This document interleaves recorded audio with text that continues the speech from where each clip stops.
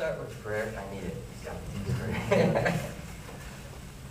Father, thank you for bringing us here this morning. Lord, if there's something you want me to say, I appreciate you allowing me to be up here and saying it. Please speak to my heart in addition to anyone else out there, Lord, that needs to hear this message. God, I pray that we can further your kingdom.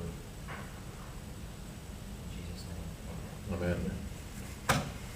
All right, so you know that I'm Aaron. I attend here, and I was asked to present on Elijah. So there's two premises to my message today. Basically, one, that every man can understand their role in God's kingdom. So I truly believe that if we seek it, that God will reveal his will to us, and that we can understand our role in our own job descriptions. Today we're going to talk about Elijah. Elijah was a prophet, and that was his job description. But what are our job descriptions? So the way we're going to come about this is we're going to take a look at Elijah and his story, and we're just going to kind of analyze it from the perspective of a job description. And I hope in looking at the job description of a prophet, we might find things that we identify with, and then in the end, get on a path to discover who we are and our role in the kingdom. Although we're not all prophets, we all do have a role. So, in Ephesians 4:11, the Bible discusses roles. Paul talks about that there are apostles, there are prophets, there are evangelists, there are pastor teachers. In 1 Corinthians, we know about the spiritual gifts. He talks about the gifts of the Spirit, and those include, prophecy and faith, gift of healings and tongues. In other parts of Corinthians, they talk about helps and administration. So there definitely are gifts that the Spirit gives us and roles that we play in the kingdom. And today, we're going to obviously be getting into Elijah and his role as a prophet. So how many, has anybody looked for a job recently? Anybody had that fortune? Okay, so I'm sure we've looked for jobs, and we've probably seen some job announcements. And so here's one that I found. So a typical job announcement, you got your summary. This one right here is for the U.S. Olympic Committee, and they're looking for a chef. Provide day-to-day support and leadership in the operation of the Food and Nutrition Services Department. And if you scroll down, we'll get to what some of the qualifications are for a chef for the Olympic Committee. Wow, that's just a lot of stuff. But keep going down. Minimum qualifications. All right, so right here is good. Culinary degree, 5 years experience as a sous chef or similar leadership experience in culinary. And I don't know about you, but I don't have any of that. I can't do any of that, but somebody can. So that's the point. So here's one job description, and let's take a look at, again, the job description of a prophet now.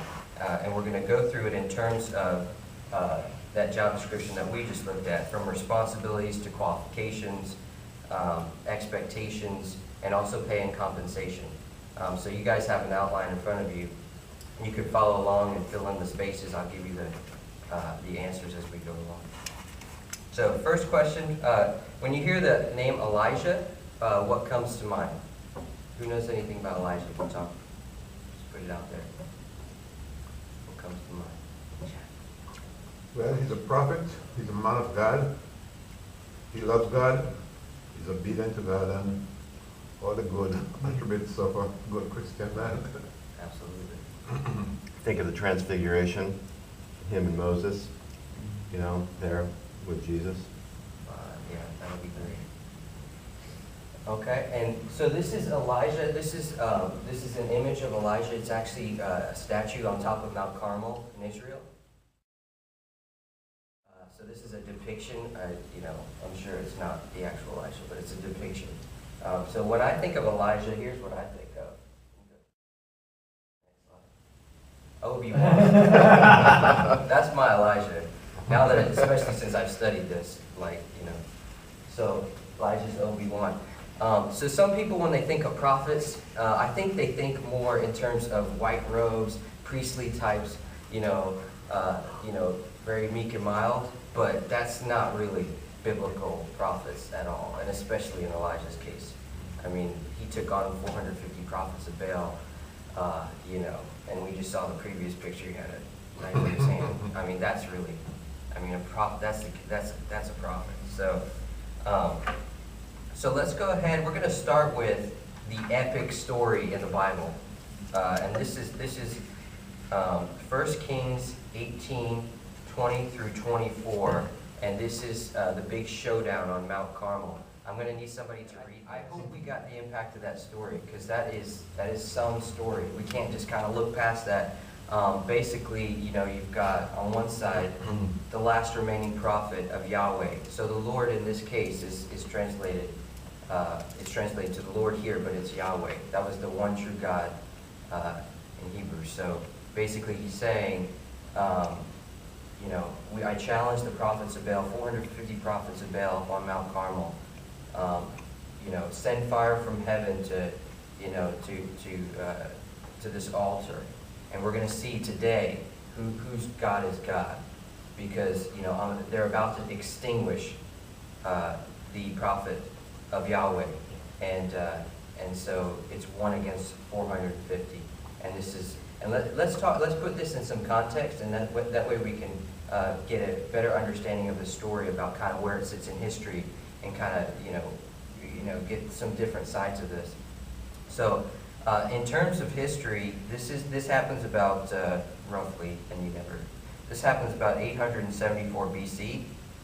This is after King Solomon, but this is before the exile.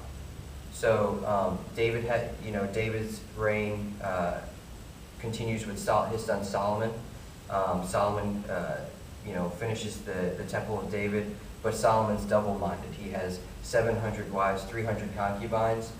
He serves the Lord, and then he later in life listens to and is influenced by one of his concubines or wives or women, and starts to build altars for the people and begins to serve other gods. Now, back in Genesis, when God gives this promise, you will have a land, you will be a people. There's also this caveat in Deuteronomy. It's Deuteronomy 28:64. It's kind of the breach clause in this, which God says, if you serve other gods, I'll scatter you.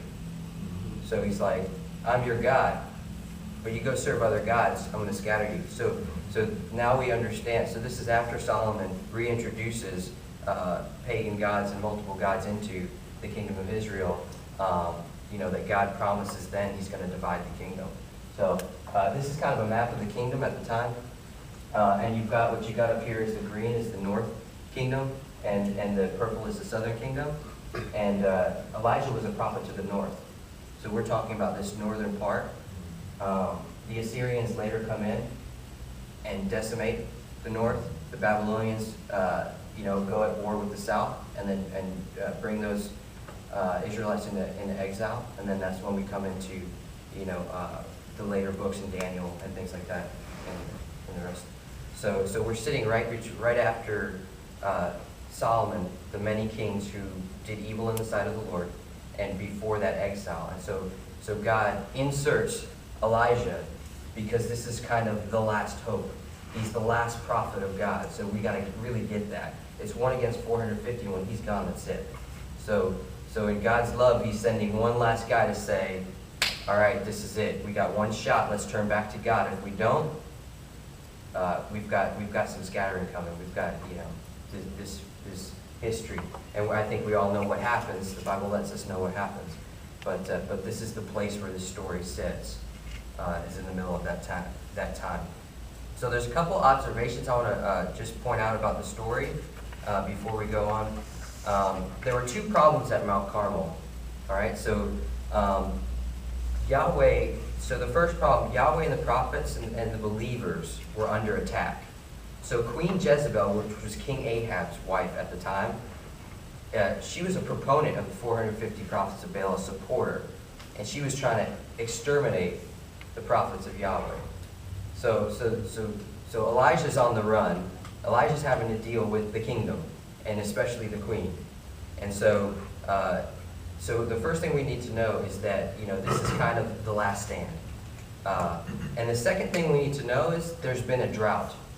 So, and you might have heard that, especially when you started reading that other part of the passage, because Elijah had to go to the king some time before and let him know that God was passing judgment and there would be a drought. So there was a drought, and he was the last remaining because the queen was trying to go. So Mount Carmel is about, who's going to send the fire, and who's got the power to end this drought. And so if you haven't seen, if you don't know what the prophets of Baal are, here, click the next slide. This is Baal. Pretty impressive guy, I know. But this is Baal. And for context, he was the god of rain. So as you can see, they say storm god, rain. So that's why this makes sense, if we can kind of see why it's the god of Baal. So he's really going up there saying, look, he says that there's a specific verse that says, how much longer will you waver, O Israel? Hobbling between two opinions. If Yahweh is God, follow him. If Baal is God, then follow him. So we've got a showdown, and we've got a decision to make, because this is it. And after this, comes the Assyrians, comes the exile. So this is it. So God gives them one more shot, and he does it through Elijah.